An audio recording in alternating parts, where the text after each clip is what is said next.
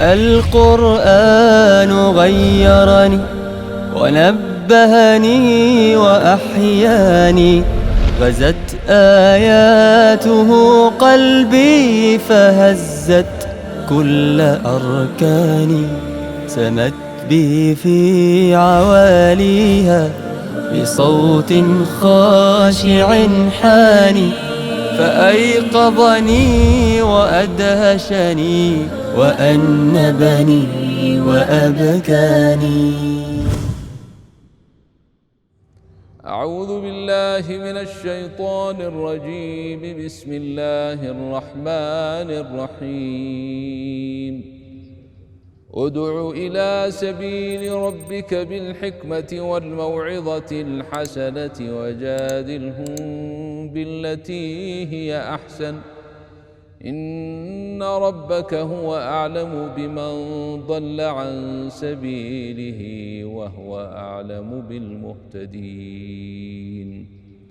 وقال ربنا جل جلاله: ومن أحسن قولا ممن دعا إلى الله وعمل صالحا وقال إنني من المسلمين.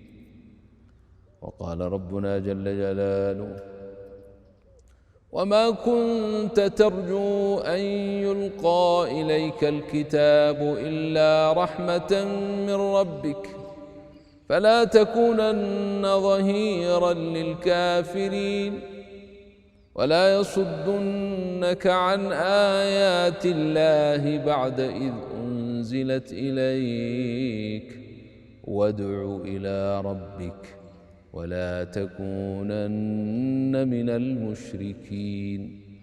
ولا تدع مع الله إلها آخر لا إله إلا هو، كل شيء هالك إلا وجهه له الحكم وإليه ترجعون. أيها الإخوة الكرام، الحمد لله، صلى الله على نبينا محمد وعلى آله وصحابته أجمعين. أنا وأنت كلانا مأمور أن ندعو إلى الله، ندعو إلى الله. هذا الإنسان أمره خطير. الإنسان لم يخلقه الله عبثا. الإنسان مصيره جهنم، قعرها بعيد وحرها شديد إذا لم يؤمن بالله وبرسول الله وباليوم الآخر. أمر هذا الإنسان خطير. الذي يؤمن بالله واليوم الآخر لا يملك إلا أن يدعو إلى الله، لا يملك إلا أن يحزن على جنسه البشري. يقال أن أحدا من السلف الصالحين كان إلى جنبه تلامذته يمشون في السوق، فرأوا رجلا من الطباخين وهو يشوي جديا أو تيسا في تنور، فتوقف متأملا ناظرا ثم انطلق. فما أن أتى إلى مكانه ومسكنه حتى أتى له أحد التلاميذ من لحم ذاك التيس المشوي وقدم إليه، قال: ما هذا؟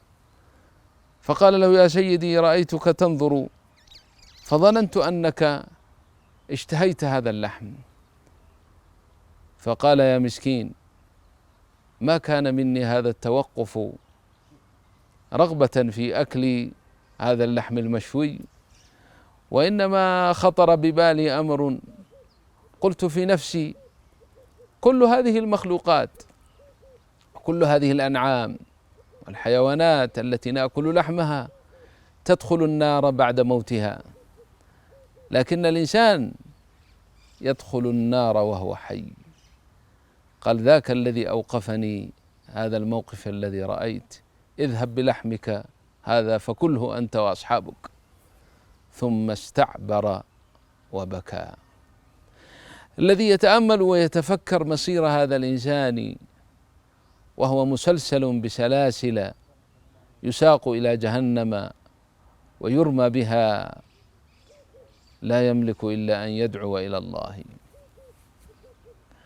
أخ لنا من الإخوة وكنا في سفرة في أوغندا، وكنا مستضيفين أو مستضافين عند أحد من أهل الخير في بيته أياما وليالي، وكانت خادمة تخدم وتطبخ لنا الطعام وتهيئ لنا أمورنا، فما كان منه من هذا الداعي إلى الله إلا أن يدعوها إلى الله،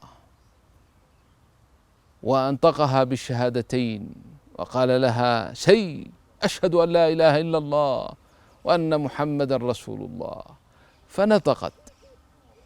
وكان هناك بعض الإخوة الجالسين من العلماء الدعاة قالوا: يعني هذه البنت إنما رددت وراءك كلمات لا مفهوم لها عندها، وقد تستجيب لك ولا تعرف معناها.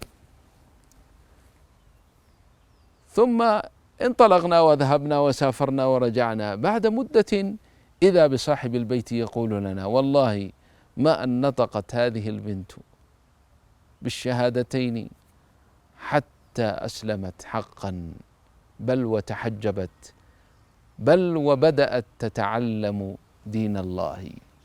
رسالتي لك أيها السامع وأيها المشاهد: ألا تستهين بالدعوة إلى الله كل من ترى، لا تدري ماذا يحدث الله بعد هذا من أمر من عنده. ألقي هذه الكلمات وادعو الناس إلى الله، والله تعالى يهدي من يشاء. واعلم أن أعظم ما يهتدي به الإنسان هو سماعه لكلام رب العالمين، فادعوا الله تعالى بكلامه العظيم.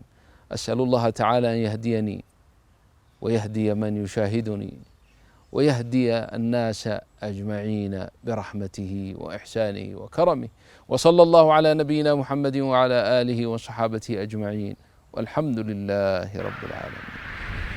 القرآن غيرني ونبهني وأحياني، غزت آياته قلبي فهزت كل أركاني، سمت بي في عواليها بصوت خاشع حاني، فأيقظني وأدهشني وأنبني وأبكاني.